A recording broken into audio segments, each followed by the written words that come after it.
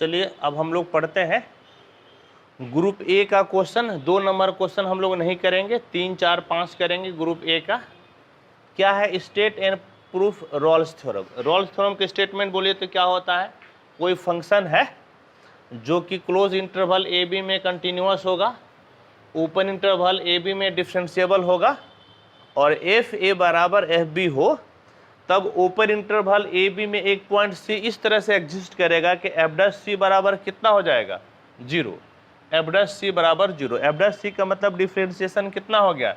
0। और डिफरेंशिएशन 0 होने का मतलब है, जैसे मान लीजिए क्या कि ये आपका जो है एक कर्व है ना, तो डिफरेंशिएशन 0 होने का मतलब जो टेंजेंट है वो टेंजेंट किसके पैरेलल होना चाहिए? एक्स एक्सिस का क्या होना चाहिए? पैरेलल। समझ गए? टेंजेंट एक्स एक्सिस का पैरेलल होना चाहिए।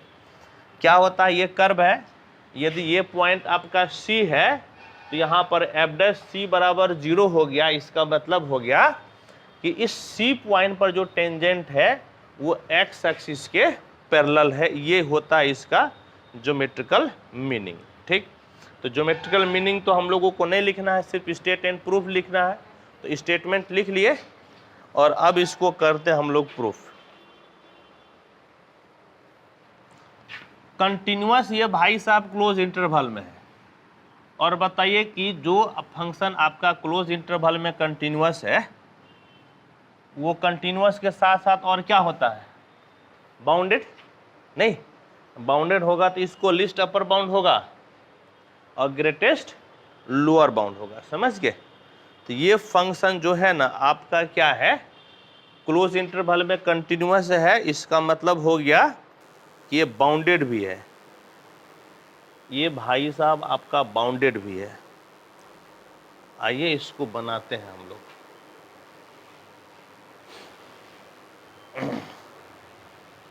ठीक है, प्रूफ।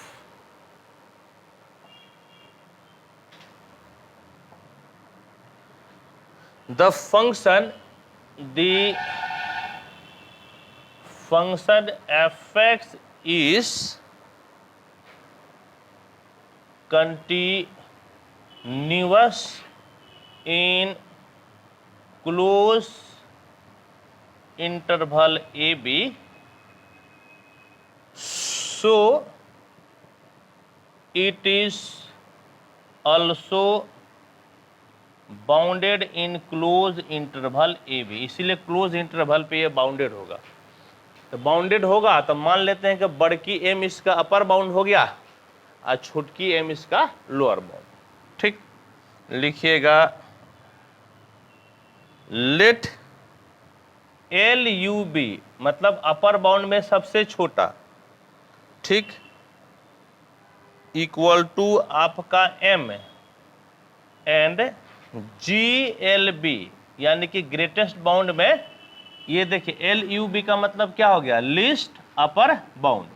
LUB का मतलब लिस्ट अपर बाउंड और GLB का मतलब ग्रेटेस्ट लोअर बाउंड। लिखना होगा तो लिख लीजिएगा list upper bound,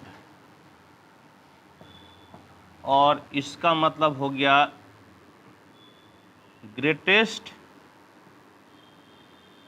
lower bound. ठीक है, ठीक है, ग्रेटेस्ट लोअर बाउंड इसका कितना है? तो छोटकी एम है। ठीक है, चलिए आइए अब देखिए, अब क्या है कि ये भाई साहब जो है ना इस क्लोज इंटरवल में कंटिन्यूअस है, तो ये आपका हो गया बाउंडेड। बाउंडेड हो गया तो आपका बड़की एम आपका क्या हो गया? List upper bound. छोटकी एम आपका हो गया ग्रेटेस्ट लोअर बाउंड।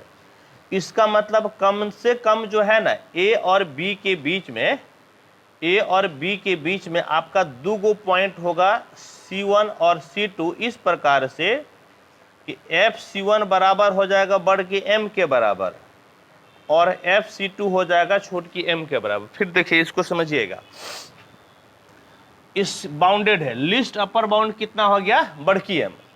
यानी कि कोई ना कोई एक वैल्यू जो है ना बड़की एम के बराबर है, कोई एक वैल्यू छोटकी एम के बराबर है।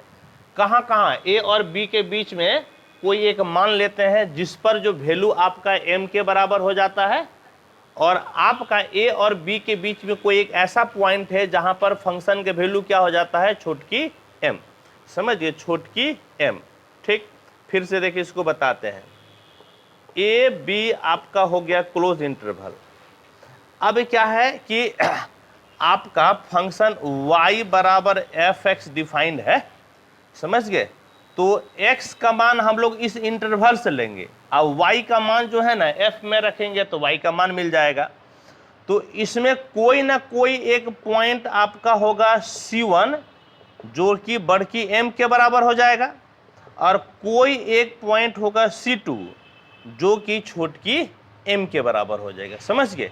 तो यही पॉइंट हम लोग यहाँ पर लेते हैं। Then there exist 2 points in A B such that, क्या लिखेंगे यहाँ पर, लिखेंगे then there exist 2 number C1 and C2 in close interval A B such that FC1 बराबर बड़की m एंड FC2 बराबर छोटकी m है। ठीक, अब चलिए आइए इसको हम लोग बनाते हैं।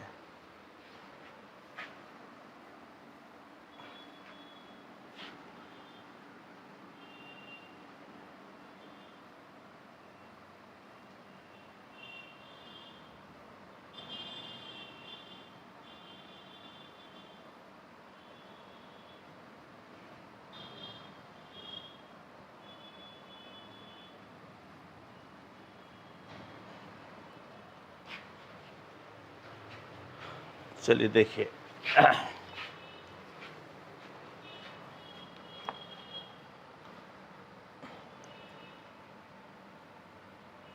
here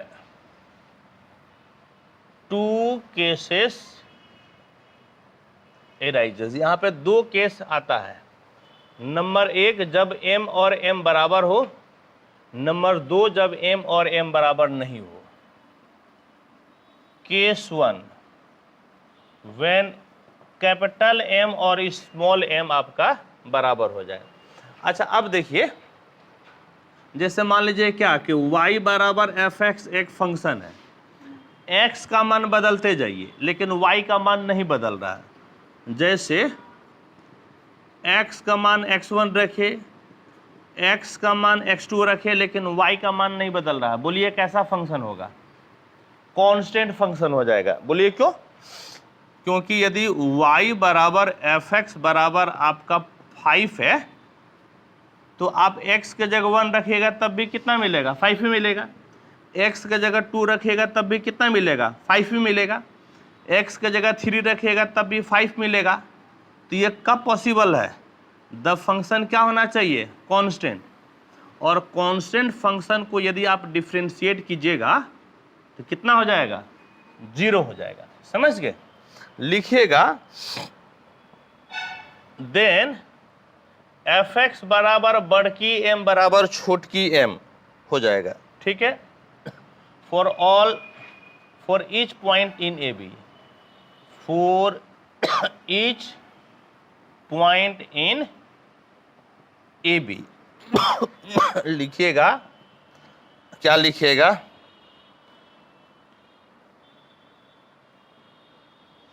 और ये आपका जो है ना कैसा फंक्शन हो गया बोलिएगा तो कांस्टेंट फंक्शन।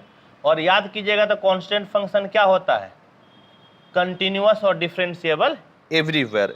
लिखिएगा, हाँ लिखिएगा that is f x is a constant function, हाँ, hence the theorem is true when m बराबर m, यानी कि बड़की m और छोटकी m आपका जब बराबर होगा तो ये भाई साहब आपका कांस्टेंट फंक्शन हो जाएगा। और कांस्टेंट फंक्शन में ये कितना हो जाएगा, ये आपका हो जाएगा क्या चीज बोलिएगा तो कंटिन्यूअस। ठीक है, चलिए आइए अब केस 2 ले लीजिए।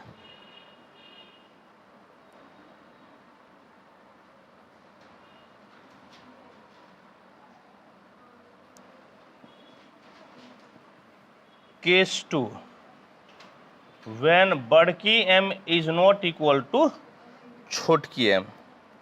देखिए केस 2 में जब आपका जो है ना लीस्ट अपर बाउंड और ग्रेटेस्ट लोअर बाउंड आपका आपस में बराबर नहीं होगा, तब इसको हम लोग लेके चलते हैं। थोड़ा सा भी भारी लगेगा, समझ गए, और 3 से 4 लाइन भारी लगेगा, इसके बाद फिर हो जाएगा ये आसान। तब फिर आपका न्यूमेरिकल वैल्यू आने लगेगा, जो कि आप पहले पढ़े हैं।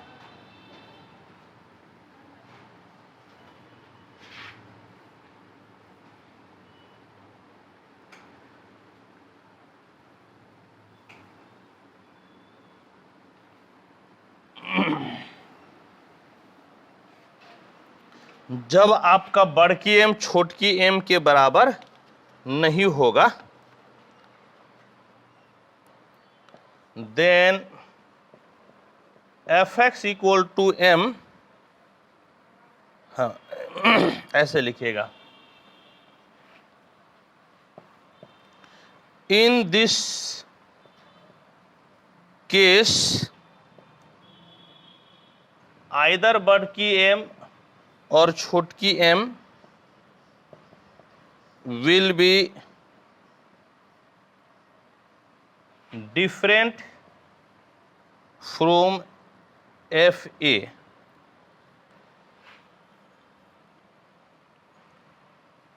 different from fa equal to कितना, fb। Let C1 is different from A and B, and so it lies in open interval AB। जब m और m आपका बराबर नहीं होगा, तब ये चीज जो है ना FA के बराबर नहीं होगा, और FA आपका FB के बराबर दिया हुआ है। तो let C1 is different from A and B। C1 जो है ना A और B से आपका क्या है, अलग है, ठीक है। Is the function fx is differentiable in open interval AB, so it will also